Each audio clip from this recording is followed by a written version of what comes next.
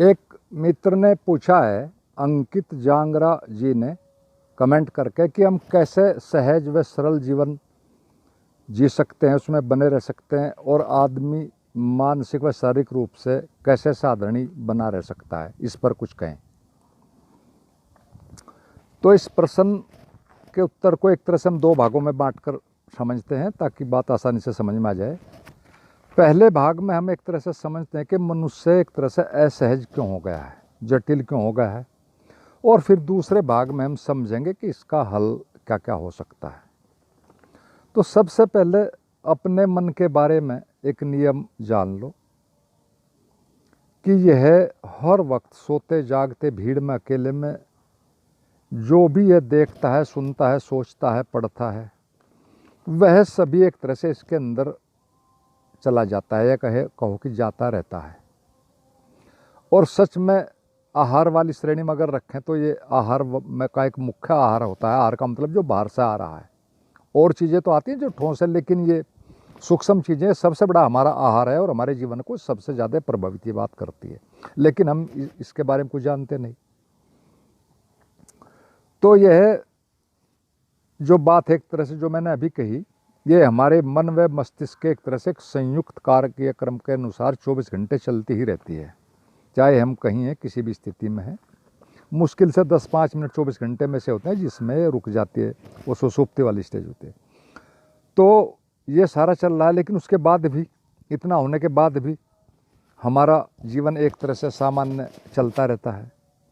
सच में वो हमारी बॉडी इंटेलिजेंस की कृपा है हम पर कि वह धीरे धीरे सूचनाओं के सुविशाल भंडार को, यानी जिसमें कि 60,000 विचार या इमोशंस प्रतिदिन हमारे अंदर आते हैं एक वैज्ञानिक सर्वे के अनुसार, और उनमें से अधिकतर को तो हमारा ब्रेन थोड़ी देर में डिलीट कर देता है। कुछ को फिर जो और भी ज़रूरी नहीं होते, गैर ज़रूरी होते, उनको फिर एक ऐसे पार्ट में भेज देता है ब्रेन के, जिस तरह को आप कचरा घर उसमें भेज देता है, और फिर वहाँ से वो धीरे धीरे ख़राब हो जाते हैं या और डिलीट हो जाते हैं।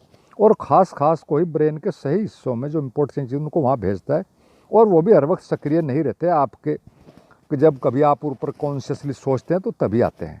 यानी एक सिर्फ हमारी बॉडी इंटेलिजेंसी का ही काम है, और इसकी कृपा से हम एक तरह से ब्रेन के डैमेज हुए बिना, जो कि हमारा एक तरह से संचालक है, कहो गवर्नर है, कुछ भी कहो, हमारे जीवन का आधार है, उसके डैमेज हुए बिना हम एक तरह से जिए चले जाता है।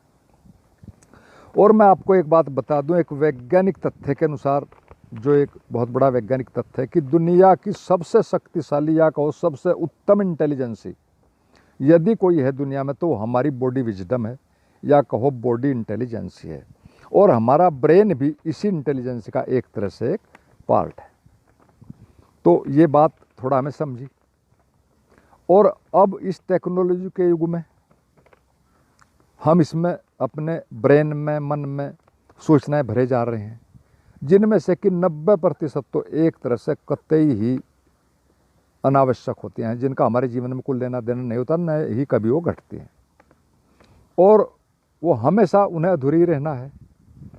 और वो फिर जब अधूरी रहेंगे, अंदर हैं कहीं मन की गहराई में, हमारी चेतना के आसपास, तो फिर वो हमें, हमारे केंद्र पर हमें एक तरह से वो कंपित करती रहती हैं, और फिर अधिकतर अधूरी इच्छाओं के रूप में वो रहेंगी, क्योंकि सारी चीज़ें पूरी तो हो नहीं सकती, और वो चेतन में चलती रहती हैं नीचे। उसी वजह से हमारी एक हम अदृश्य रूप से, अचेतन रूप से एक बेचैनी महसूस करते रहते हैं। न हमें ये पता है साहब कि समस्या क्या है, हल क्या है, लेकिन फिर भी परेशान है आदमी, किसी हाल में हो, कहीं हो। तो ये सारा मामला एक तरह से अदृश्य रूप से चलता रहता है, अचेतन रूप से चलता रहता है। और वैज्ञानिक हिसाब से तो अगर देखें तो 1 सेकंड में ही लाखों इच्छाएं हमारी गहराई में, हमारे मन की गहराई में एक तरह से कहो चलती रहती हैं। और इसके साथ ही अब इसमें बड़ी दो, पहले मैं सीधी सी मोटी मोटी बातें बता दूं, इसके 2 ही तरीके हैं जो हम कर सकते हैं। उन बातों को यहीं पर समझ लेना चाहिए कि एक तो ये है कि या तो दुखी और जो व्यर्थ की घटनाएं हैं और नेगेटिव किस्म के लोग हैं, उनको एक तरह से नेगलेक्ट कर दो, व्यर्थ की चीज़ों को नेगलेक्ट कर दो, जिनका आपके जीवन से कोई भी सीधा संबंध नहीं है। एक तो ये है, और फिर दूसरा इतना है, ये तो आप भौतिक रूप से कर सकते हैं सभी, कि आप अपनी अवेयरनेस को इतनी बढ़ा लो कि वो आप पर कोई प्रभाव ना पड़े, आप कहीं भी रहें, कैसे भी रहें, किसी स्थिति में भी रहें। तो इन दो बातों में से तो एक तरह से हमें कुछ ना कुछ करना ही पड़ेगा।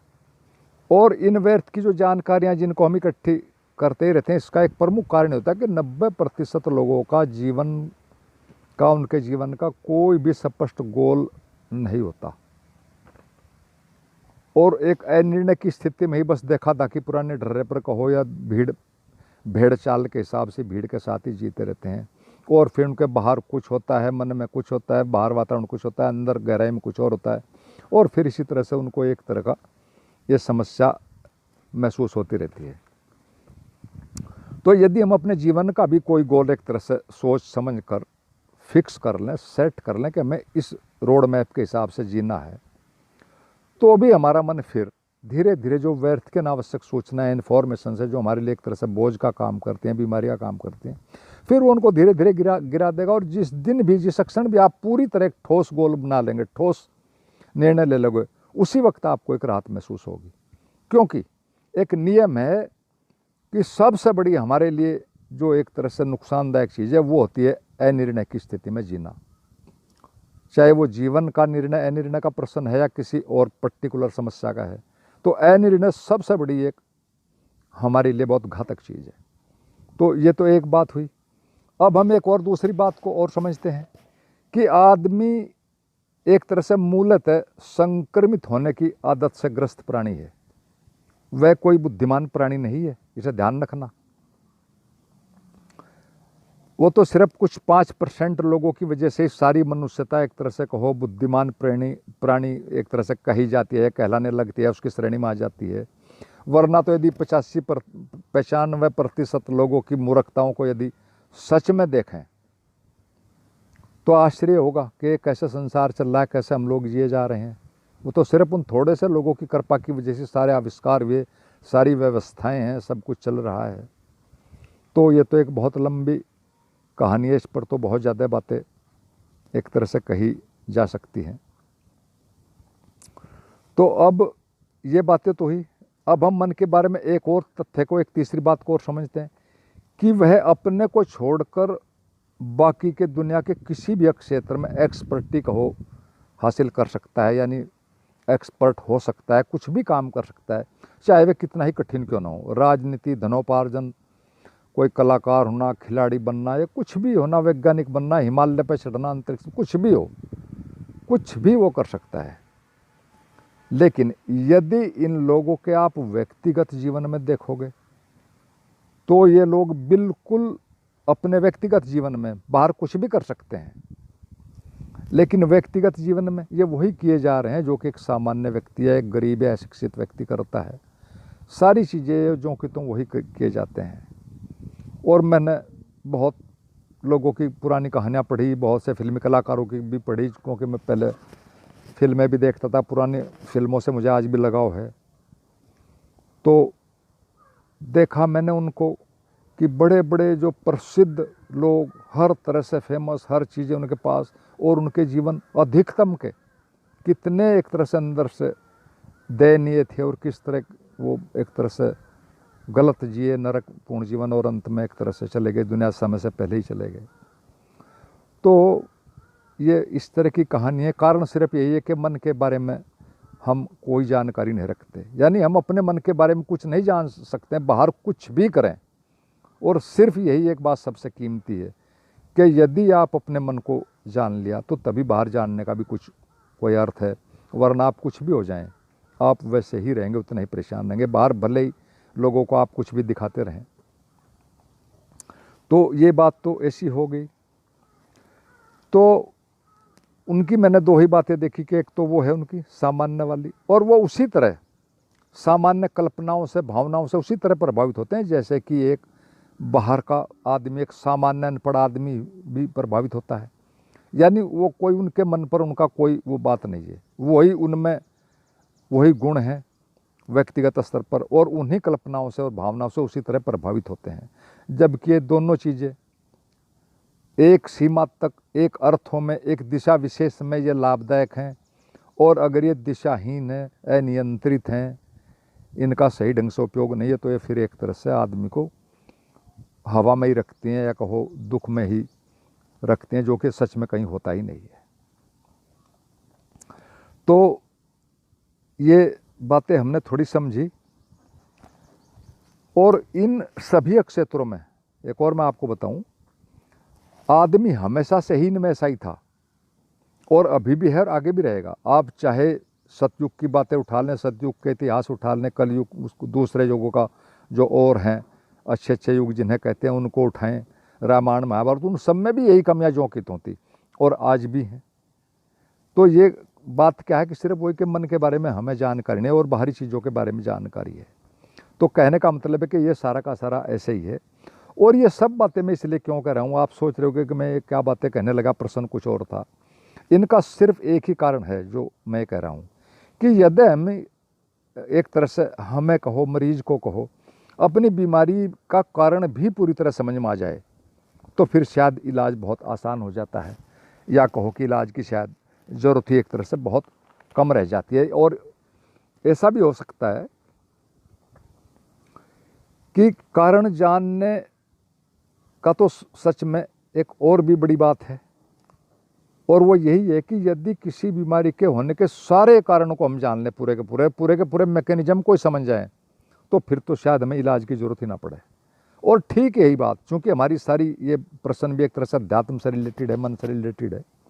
यदि यही बात हम अध्यात्म में भी पूरी तरह जान लें, या कहो कि ये अध्यात्म में भी इसी तरह लागू होती है, उस क्षेत्र में भी जैसे जीवन के और क्षेत्र में होती है, कि यदि हम ये बात पूरी समझ जाएं कि हमारा मन कैसे काम करता है सिर्फ, तो फिर सारी की सारी बात ही पूरी हो जाती है। हम किसी भी तरह से बात समझ लें, वरना तो फिर तो वही बात है, अगर मरीज सारे कारण नहीं समझता तो इलाज लेना पड़ेगा।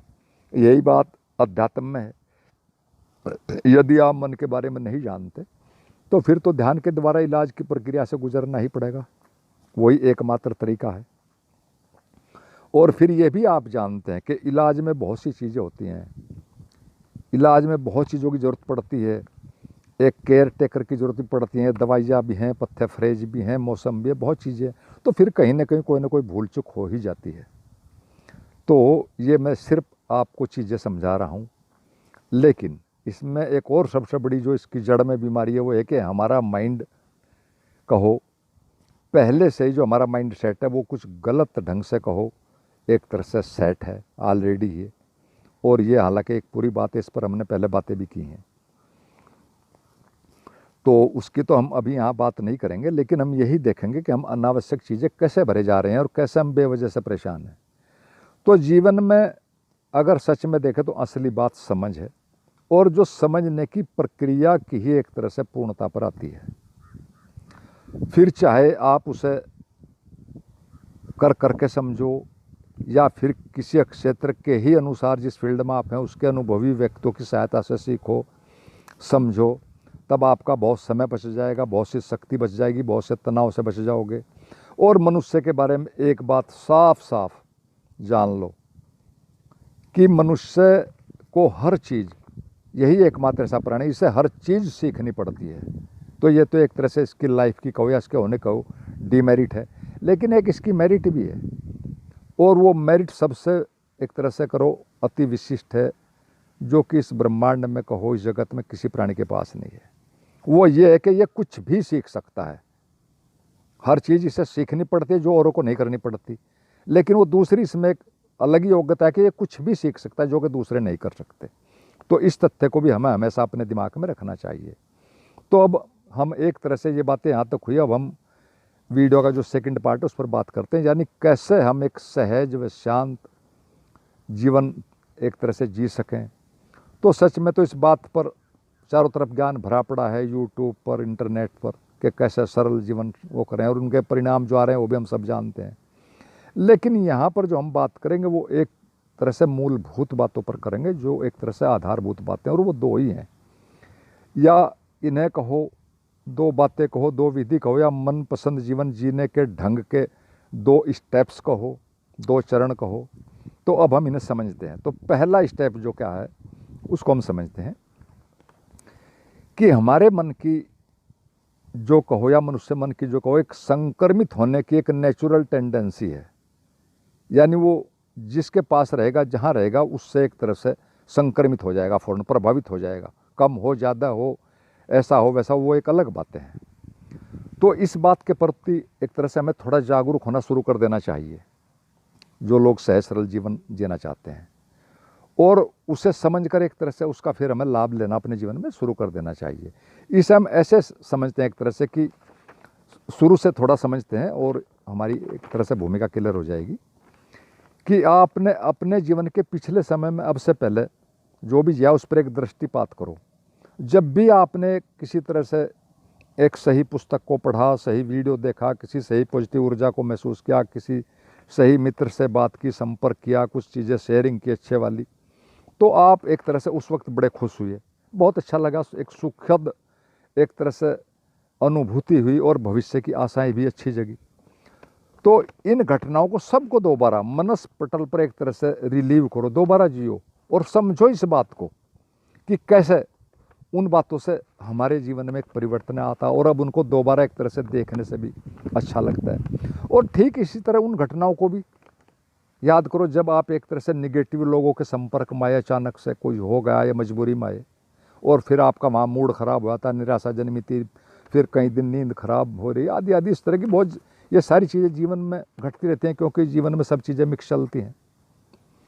तो इस स्टेप में, पहले वाले स्टेप में तो सिर्फ आपको इतना ही करना है कि आप अपने मन की इस प्राकृतिक गुण को एक तरह से इससे पूरी तरह एक तरह से परिचित हो जाएं, यानी कॉन्शियसली इसे ऑब्जर्व करें, तो आप इससे पूरी तरह परिचित हो जाएंगे। और ये भी एक बहुत बड़ी बात होगी, आपकी समझ में ये आ जाएगा कि जिस संग में हम जैसे में रहते हैं एक तरह से हम धीरे धीरे धीरे वैसे ही हो जाते हैं, भले ही हमें पता हो ना हो। तो सिर्फ इसका तो यही देखना है कि ये पिछली बातें तो मैंने समझने के लिए कही, आगे इसका यूज करो, वर्तमान में करो, भविष्य में करो, कि हम कहाँ पर हैं और हमारा मन कैसा महसूस कर रहा है। आप भीड़ में है कैसा करता है, घर पर है कैसा है, एक सड़क पर जा रहे हैं निर्जन वहाँ कैसा है, प्रकृति के बीच में जा रहे हैं वहाँ कैसा है। इन सब चीज़ों को अलग अलग समय पर, जो कि प्रतिदिन हमारे घटते रहते हैं, अलग अलग समय पर मन को समझो कि वो कैसा महसूस कर रहा है और क्यों महसूस कर रहा है।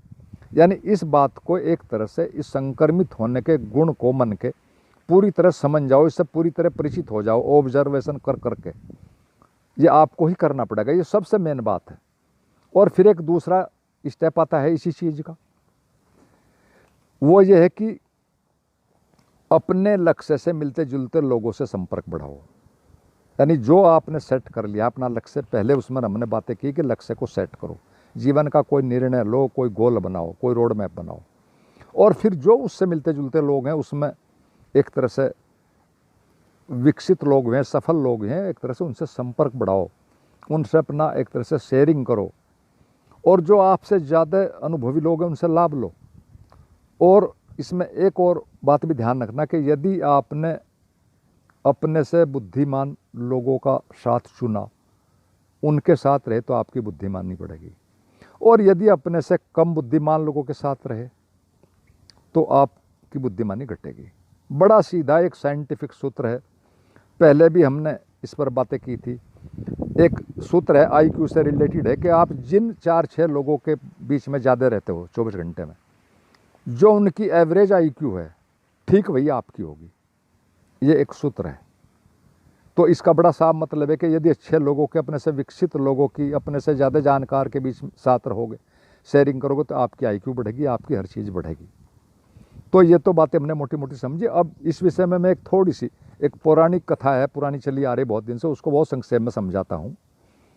वो ये है कि उदाहरण है, बौद्ध कथाएँ हैं हमारे ग्रंथों में, कि ऊपर से एक बूंद गिरती है आकाश से, यदि वह एक साफ बर्तन में गिरती है तो वो फिर वहाँ गिरकर आपकी प्यास बुझाती है और आप एक तरह से धन्यवाद के आपके पात्र बनती है, उसमें गिरती जाती है। और यदि वो एक गंदी नाली में कहीं गिर जाती है तो पीना तो दूर, आप पैर भी नहीं धो सकते। और यदि किसी गर्म तवे पर गिर जाएगी तो एकदम गिरते ही उड़ जाएगी, ये भी पता नहीं कहाँ गई।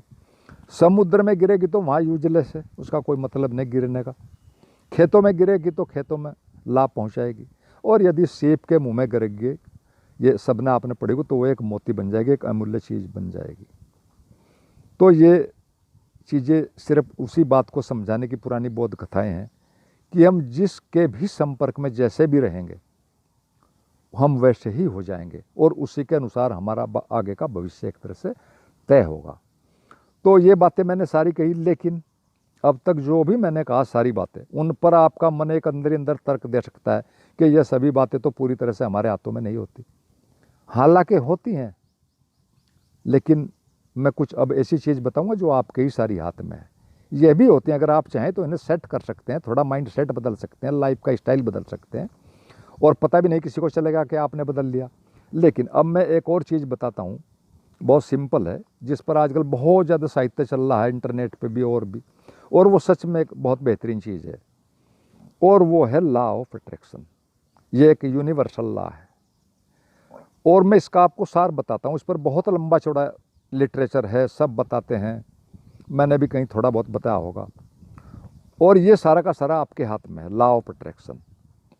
और ये भी पक्का है कि ये 100% कहो, 100.1% कहो, ये काम करता है।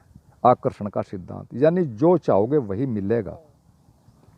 और इसके लिए इसके जानने वाले अनेक अनेक विधियाँ देते हैं, अनेक अनेक ढंग बताते हैं, मैंने भी बताए हैं, जैसे विजुअलाइज करो, एफर्मेशंस करो, बिलीफ करो, आदि आदि अनेकों। और जो कि सभी काम भी करते हैं, ऐसा नहीं काम नहीं करते, सब काम करते हैं। लेकिन इसका जो आधारभूत तत्व है वो मैं आपको बताता हूँ, उसको थोड़ा समझने की कोशिश करना। और वो ही एक ही बात है, फील गुड। आप हर वक्त अच्छा महसूस करो, चाहे जिस ढंग से करो, कैसे भी करो। और ऊपर बताई गई जितनी भी ये विधियाँ हैं, ये सब भी अंत में यही काम करते हैं। उन सबका आधार ये, किसी तरह आपको अच्छा लगे, आपको फील गुड महसूस हो, आप मोटिवेटेड रहें, आप आशान्वित रहें, आप आश्वस्त रहें, वो सब भी यही काम करते हैं। और इस लॉ ऑफ अट्रैक्शन का जो मैकेनिज्म है वो सीधा सीधा ये जो मैं सारभूत बात को बता रहा हूँ कि आप जैसी भी मन स्थिति में अधिकाधिक समय रहोगे, वही अस्तित्व आपको बढ़ा बढ़ा कर देगा। यानी आप अगर खुशी रहते तो वो आपको खुश ही रखता चला जाएगा और चीज़ें देता चला जाएगा। ये सीधा सीधा सूत्र है। आप जिस स्थिति में, ये बहुत समझने की बात है, ठीक ठीक वही बढ़ बढ़कर आप पर आएगी, अगर आपको किसी तरह भी इसको आप मेंटेन कर लें। और इसका सिर्फ एक ही वो है बड़ा अच्छा खुश रहने का, कि आश्वस्त रहो, पॉजिटिव रहो, पॉजिटिव थिंकिंग करो, पॉजिटिव लोगों में रखो, उस पर भरोसा करो जो कि आपके अंदर धड़क रहा है। वो कोई है, वो ऐसे ही नहीं धड़क रहा है, वो आपकी सब चीज़ों को झेल रहा है, फिर भी धड़क रहा है। आपकी सारी कमियां भी बर्दाश्त कर रहा है, सब कुछ बर्दाश्त कर रहा है और फिर भी धड़क रहा है। तो फिर सब का सब अपने आप ही ठीक हो जाएगा यदि आप उस पर भरोसा रखें, आश्वस्त रहें, और तभी आप शांत रह पाएंगे। ये मैंने बात बताई, रहना आपको खुश है, ये मैं उसके आधारभूत बातें बता रहा हूँ कि कैसे आप रह सकते हैं। तो उस पर भरोसा रखो, फिर स्वतः ही सारी चीज़ें हो जाएंगी। परिस्थिति के अनुसार चलते रहो, बस उस पर भरोसा रखो और सब ठीक ही ठीक होगा और सहज ही सहज होगा। भरोसा ही अपने आप में ऐसा है कि वो आपको सहज और शांत कर देगा, सरल जीवन कर देगा, अगर भरोसा पूरा आ गया। और एक बात ध्यान रखना कि जो आपके अंदर धड़क रहा है, आपको ही उसकी ज़रूरत नहीं है, उससे भी आपकी ज़रूरत है, इसे ध्यान रखना। वो धड़क रहा है तो ज़रूर वो आपसे कुछ ना कुछ चाहता है, उसे भी आपकी ज़रूरत है, आप ही आपको नहीं है। लेकिन आप विश्वास तो करें। इस बाहरी जो ये बेमतलब के अनावश्यक चीज़ें भर रहे हैं, अनावश्यक चीज़ों से प्रभावित हो रहे हैं, अनावश्यक काम कर रहे हैं, उनसे तो कुछ बचें ताकि आप घर पर तो रहें, उससे कोई मुलाकात तो हो अपने अंदर। तो ये बातें सारी समझने की हैं, मैंने सूत्रवत सारी चीज़ें बता दी हैं, आप सब समझते हैं इन बातों को। तो आशा है मित्र के उसका प्रश्न का कुछ उत्तर ठीक हुआ होगा, बातें साफ हुई होंगी। तो कोई भी मित्र चाहे कोई बात कर सकता है फ़ोन पर, कमेंट में, और अच्छा लगा तो इसको लाइक शेयर सब्सक्राइब करें। आपने सुनी मेरी बातें, धन्यवाद। और अंत में सभी मित्रों को मेरा हार्दिक प्रणाम।